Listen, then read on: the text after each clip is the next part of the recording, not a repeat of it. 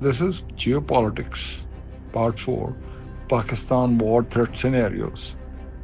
And here we'll deal with Afghanistan's threat in line with TTP and the BLA, which is Tehrik-e-Taliban Pakistan and Balochistan Liberation Organization.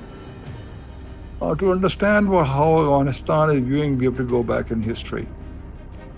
Afghanistan, the modern state of Afghanistan begins with Ahmad Shah Durrani rule 747 to 772. The Durrani Afghan Empire at its maximum encompassed most of northern India, eastern Iran, till 1826.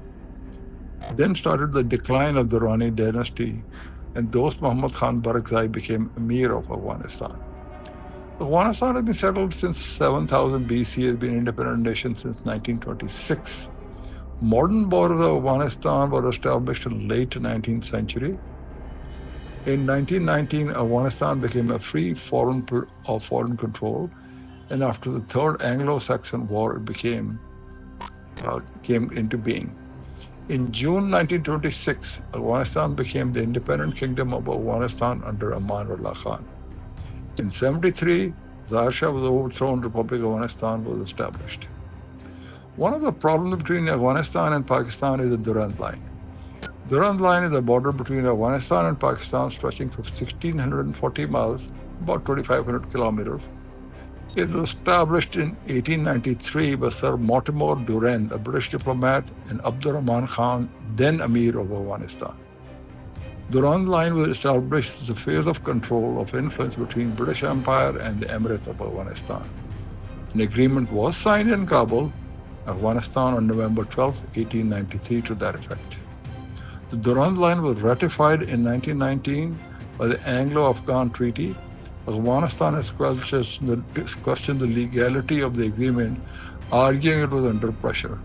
Anyway, today Afghanistan must relive the era of the Durrani Afghan Empire and its maximum encompassing most of northern India and eastern Afghanistan. They have at their disposal two organizations. The first one is the Balochistan Liberation Army, a pretty lethal group, militant group. They want to make an independent kingdom in Balochistan, secede from Pakistan. BLA is based in Afghanistan, has been active since year 2000. They carry out attacks on Pakistani military, police, journalists, and civilians. They normally carry all the way direct attacks on the Pakistan Army and its installations, and also stopping civilians' things and checking the IDs of the people, and if you're found to be Punjabi, they shoot you dead. So it's also against the Punjabi majority. So secession from Pakistan, as well as kill any especially Punjabis in Balochistan. Their actions include assassinations, suicide bombings, kidnapping. BLA argues the Baloch are economically marginalized and poor compared to the rest of the Pakistan. Good story. BLA is a terrorist organization designated by Pakistan, Iran, China, and the United States and the United Kingdom, as well as United Nations and the European Union. BLA allies include India and Afghanistan, and looks like our great friend Gora Saab, Bada Gora Saab. Current BLA opponents and targets are Pakistan and China. BLA demands secession from Pakistan, and they are inspired by the Marxist-Leninist liberation movement. Now we come to the other organization which Afghanistan controls and formerly houses and provides sanctuary, and that is the Pakistani Taliban, formerly called Tehrik-e-Taliban Pakistan. It's an umbrella organization of various Islamist armed militant groups operating along the Afghanistan-Pakistan border.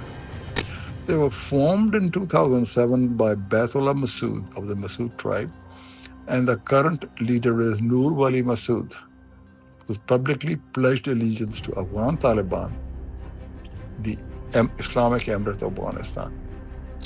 Most Taliban groups in Pakistan come under the TTP. Among the stated objectives of TTP is resistance against the Pakistani state, The TTP's aim is to overthrow the government of Pakistan by waging a war against Pakistani armed forces and state. As of 2019, there are 3,000 to 4,000 TTP militants in Afghanistan. Between July and November 20th, Ahmed Faruqi group, one of the factions of Lashkar-e-Jhangvi, and Musa Saeed Karwan, Masood factions of TTP, Muhammad Taliban, Bajaur Taliban, and Jamaat al-Ahrar and Hizbul Ahrar merged with TTP. This reorganization made TTP more deadly and led to increased attacks. In 2020, they had some faction infighting under leadership movement, went under one reorganization, reunification. Masood has essentially steered TTP in a new direction. They are not killing any more Punjabis or the rest. They're sparing civilians, ordering assaults only on security and law enforcement personnel in an attempt to rehabilitate the group's image and distance them from the Islamic militant state extremism.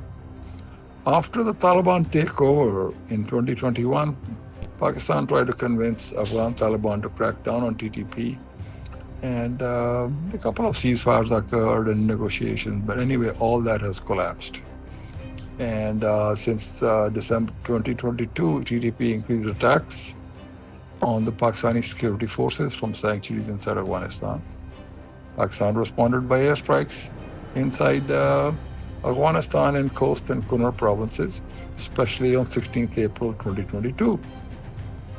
According to pro-Taliban accounts, ISI visited Turkey, where ISI chief held meeting with ISIS, National Resistance Front. They're mostly Tajik.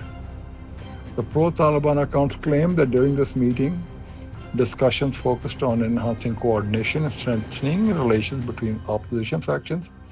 ISI Khorasan, Pakistan ISI, aims to expand ISIS project in the region, establishing several new training centers in Balochistan province to support this objective. Previously, ISI chief, they say, met with the resistance front, Tajiks, where include plans to destabilize Afghanistan security and improve coordination with ISIS.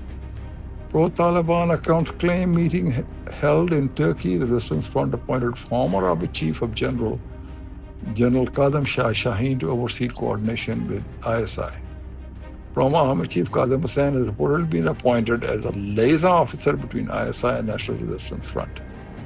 General Kadam Shah, an Afghan diplomat and a former Army officer, served as Chief of Staff of Afghan National Army from May 15th to April 2017 before resigning over political fallout over the 2017 Camp Shaheen attack.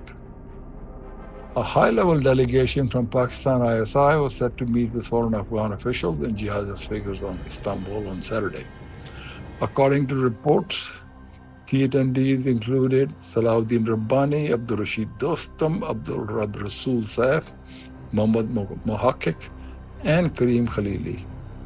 The meeting focused on strengthening Pakistan engagement with political opponents of Taliban, discussed the potential of political offices for these groups in Islamabad, and increased cooperation in combating Tehreek-e-Taliban Pakistan.